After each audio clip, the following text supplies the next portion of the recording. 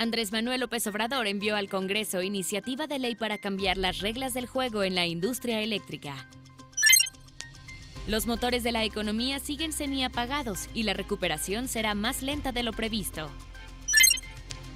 En 2020, las remesas familiares fueron históricamente altas y la segunda fuente más importante de ingresos provenientes del exterior. Quédese con nosotros y tendrá las cuentas claras.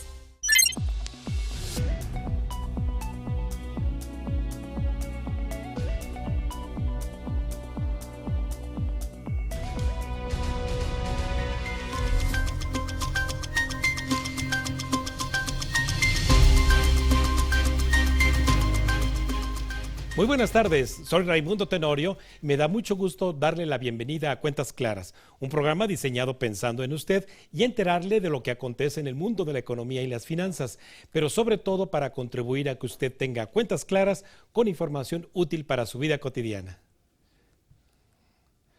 Para mantener, como siempre, una comunicación cercana a usted y escuchar y leer sus comentarios, le compartimos nuestras redes sociales de la Agencia Mexiquense de Noticias para que nos siga en Facebook y en Twitter, @AMX Noticias y @Raimundo Tenorio. Además de recomendarle que si quiere estar informado permanentemente, ahora puede descargar el código QR que aparece en la pantalla, el cual lo llevará a nuestro sitio web de AMX Noticias.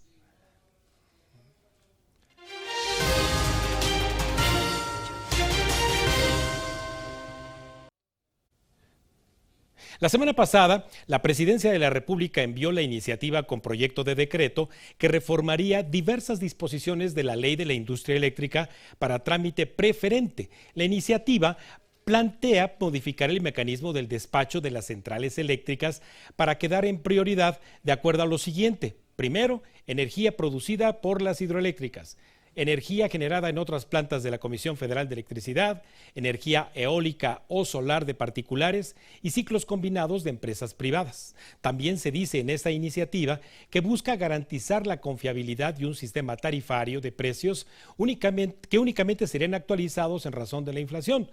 Además, prevé obligar a la Comisión Reguladora de Energía a revocar los permisos de autoabastecimiento de particulares, como hoy no lo permite la Constitución y la ley vigente. Y para entender y explicarnos en cuentas claras la intención de cambiar la ley en esta materia, es que hemos invitado a dos expertos con los que conversaremos y de quien le comparto sus semblanzas. Víctor Florencio Ramírez Cabrera, doctor en Ciencias por la UNAM con estudios en materia de Derecho Ambiental, Impacto Ambiental y Cambio Climático, dedicado a la gestión en el sector energético y cambio climático. Fue director ejecutivo de la Asociación Nacional de Energía Solar y ha colaborado con gobiernos y el sector privado en planeación de proyectos. Colabora semanalmente con la revista Nexos, el periódico La Lista y el portal Conexiones 365. Galardonado como campeón de la industria solar en el año 2019. En 2020 fue considerado uno de los 100 líderes del sector por la revista Petróleo y Energía. Paul Alejandro Sánchez Campos, doctor en política pública con 14 años de experiencia en el sector energético en los sectores público, privado y social, donde destacan Pemex, Brío Suministradora Energética, TEC de Monterrey y Ombudsman Energía México. Académico en la Escuela de Gobierno del TEC de Monterrey, el Colegio de la Frontera Norte, la Universidad Autónoma de Sinaloa y Universidad de Monterrey. Ha sido investigador de Natural Resource Governance Institute, Sustainable Energy for All y el Banco Interamericano de Desarrollo. Es autor de libros y textos académicos, colaborador en medios de comunicación y escribe periódicamente para Business Insider México, La Lista y Fortuna y Poder. Muy buenas tardes, estimados invitados. Un cartel de lujo el que tenemos esta tarde para poder explicar a nuestro auditorio a qué va esta reforma de la ley de la industria eléctrica. Muy buenas tardes, Víctor. Muy buenas tardes, Alejandro. Les agradezco mucho su apoyo esta tarde. Y bueno, pues comenzaría por invitar a Víctor Ramírez a que nos ayude primero a poner rápidamente en antecedentes a nuestro auditorio cómo es que empezamos en México a conocer la generación de electricidad. Desde luego no la prehistoria, pero sí por qué las primeras hidroeléctricas, esas grandes obras que vimos y cómo fuimos caminando hoy a lo que llamamos energías limpias. Bueno, qué bueno que haces la pregunta. Creo que el sector eléctrico empieza privado en el país, hay que recalcarlo.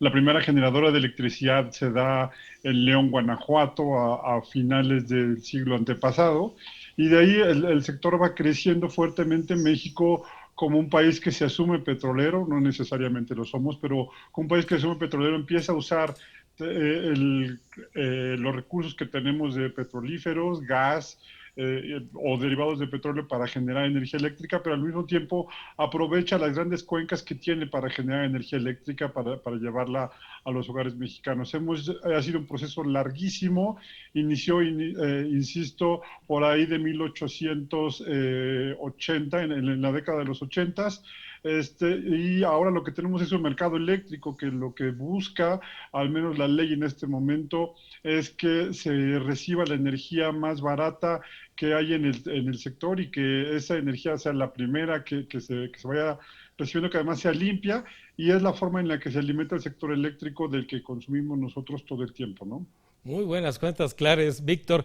Doctor Alejandro Sánchez, ¿y cómo es que los mexicanos hoy vemos que hay un recibo único que nos llega a nuestro domicilio de la Comisión Federal de Electricidad? Es decir, sigue manteniendo el monopolio entonces de la distribución la Comisión Federal de Electricidad, y en la producción ahora, ¿quiénes tenemos? Gracias, Raimundo. Pues mira, el sector eléctrico después de la reforma, como bien apunta Víctor, se separa, digamos, por así ponerlo, en cuatro grandes segmentos. El segmento de generación, los segmentos de transmisión y distribución, por ponerlos juntos, y el segmento de comercialización o suministro. Ahorita entro en el detalle. La transmisión y la distribución, en su Es texto, la mi mochila. Constitución dice que el servicio público de estos dos segmentos se los prestará el Estado de manera exclusiva. Pero la generación se ha permitido desde entonces y un poquito antes con otros esquemas a muchas empresas privadas. Por lo tanto, tenemos pues desde las grandotas internacionales, incluyendo CFE, Enel, Engie, las grandes empresas que te imagines están en la generación en México, pero también en el suministro, desde que se abrió, hay como 60 o 70 permisos de suministro calificado. No operan más porque no hay, digamos, condiciones para que sigan operando en este momento. Sin embargo, todos los mexicanos en nuestros hogares solamente tenemos un suministrador, CFE. Es más, es decir, no existe nadie en este país que en sus hogares tenga otro recibo que no sea CFE. Eso significa que tenemos un monopolio de facto. Había la posibilidad de que se estableciera este nuevo modelo también en la competencia, pero desde que llegó esta administración se detuvieron 4 permisos que estaban ahí, incluyendo el permiso del Sindicato de Luz y Fuerza del Centro, el SME, que tiene un permiso de suministro básico que quería implementar en la Ciudad de México y competir con CFE. Les agradezco mucho porque estamos llevando muy bien de la mano a todo nuestro auditorio a entender la conformación de la industria eléctrica. Y para terminar con esta cronología, doctor Víctor Ramírez, ¿cómo es entonces que la Comisión Federal de Electricidad es transformada en lo que conocemos como la reforma energética, o si antes de esta reforma energética hubo algunos otros cambios? Bueno, antes que nada, sí hay cambios a partir de los años 90 en los que se permiten procesos como el autoabastecimiento, en el cual una empresa podría generar la cantidad de energía que consumía, y así fue como se dio antes. Ahora lo que tenemos, como bien dice Paul, tenemos competencia o tenemos otras empresas que pueden ofrecer generación. Tenemos algunas otras que ofrecen energía en suministro básico, en suministro calificado a las grandes empresas, y en suministro básico no tenemos competencia, tenemos básicamente un monopolio de facto, como lo dice Paul. Hay que decir que la competencia no solamente está permitida, sino que la ley prevé que quien nos vende a nosotros energía eléctrica, el suministrador de servicios básicos, tenga que subastar. ¿Esto qué significa? Tenga que hacer previsiones de cuánta energía va a consumir en el futuro, y entonces contratar esa energía para que con contratos de largo plazo podamos tener energía muy barata. La verdad es que estos procesos de las subastas fueron muy exitosos, se pararon con esta administración también, pero eso es lo que tenemos ahorita. Básicamente competencia en generación y competencia en suministro calificado, pero con nosotros un monopolio. Muy bien. Bueno, en esas circunstancias entonces, doctor Alejandro Sánchez, ahora que hemos leído acerca de lo que la reforma energética nos permite constitucionalmente, que es autoabastecernos y ayudar un poquito también a hacer empatía con nuestra audiencia, yo he visto algunos edificios de condominios o algunas casas particulares de repente por ahí incluso con un panel solar en su azotea. ¿Con qué propósito lo hacen? Gracias, Raimundo. Pues nada más y perdóname una pequeño agregado o corrección que es en el argot del sector eléctrico autoabasto está muy mal visto porque luego a este gobierno no le gusta la palabra autoabasto y esto tiene una razón de fondo, más allá de los permisos y siempre lo digo cuando puedo, es que CFE no ve consumidores, ve contribuyentes cautivos.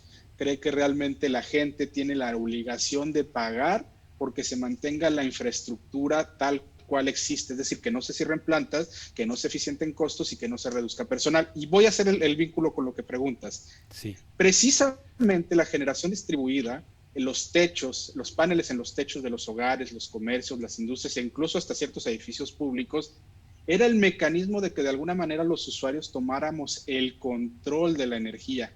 Es decir, pues trato de independizarme lo más que pueda, apoyo el medio ambiente, genero mi propia electricidad, es renovable, no emite, digamos, CO2 a la atmósfera, y pues de alguna manera parecía un ganar-ganar, pero esto no le gusta a CFE. Entonces teníamos una trayectoria de crecimiento en los últimos años, Víctor seguramente conoce mejor el número, pero yo creo que llegamos a, creo que 1 millón de instalaciones solares en el país, pero ahorita me dirá Víctor si estoy cerca o lejos.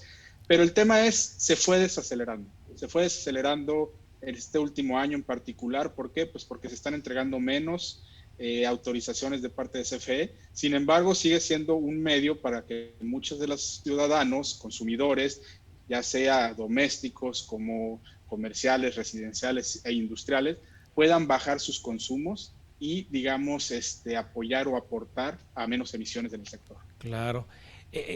Doctor Ramírez, en esta misma autogeneración de energía, los mexicanos vimos con el paso de los años, sobre todo quien te habla, pues obviamente tenemos muchas canas, en las que ahora vemos energía generada por el viento, la radiación solar, la energía oceánica, es decir, con el movimiento de las olas, el calor que se genera en yacimientos geotérmicos, los bioenergéticos, la energía generada por el aprovechamiento calórico del metano, la energía generada por el aprovechamiento de hidrógeno, la nucleoeléctrica, las centrales nucleoeléctricas, desde luego, pero ¿cómo es entonces que esta generación moderna de energías limpias fue en un arranque muy cara y ahora resulta ser que es muy barata?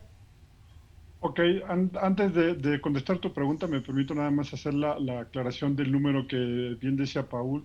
No, lo que tenemos es un poquito más de 1 gigawatt de capacidad instalada de paneles solares en generación distribuida, pero tenemos alrededor de 150,000 contratos más o menos. Empezaron en 2007 y se fue agregando, fue masificándose esto. Llegó momentos en 2016, 2017 que prácticamente se duplicaba el número de paneles o la capacidad respecto del año anterior, pero como bien dice, a partir de 2018 deja de crecer, no es que baje, pero sí deja de crecer la cantidad de paneles solares. Yo creo que es un asunto más bien económico. Ahora lo que me preguntabas es, ¿qué es lo que sucede? Pues sucede lo que sucede en todo el mundo, ¿no? O en cualquier innovación tecnológica. Al principio los costos de la tecnología son muy altos y conforme se va masificando el uso, el mercado va creciendo y pues también va masificándose la fabricación, se logran economías de escala, se logran mejoras tecnológicas y entonces lo que hace 12 años costaba alrededor de $8 por watt instalado, que es la forma en la que se mide generación distribuida, actualmente cuesta abajito del $1 por watt instalado. Entonces se logró la paridad de red. ¿A qué se refiere esto? Que es más barato ya para, al menos en ciertas tarifas, tener paneles solares que consumir energía eléctrica de la red, y pues a los que les conviene hacen inversiones que recuperan en 8 años máximo, en promedio 5 años, y tienen energía eléctrica prácticamente gratuita por los siguientes 25, 30 años, ¿no? Bien, sí. Doctor Víctor Ramírez, doctor Paul Sánchez, si les parece, tomamos una breve pausa y al regresar vamos directo a lo que está proponiendo como contrarreforma la administración de Andrés Manuel López Obrador. Vamos a un breve corte y regresamos con más Cuentas Claras aquí en la Agencia Mexiquense de Noticias. No se vaya.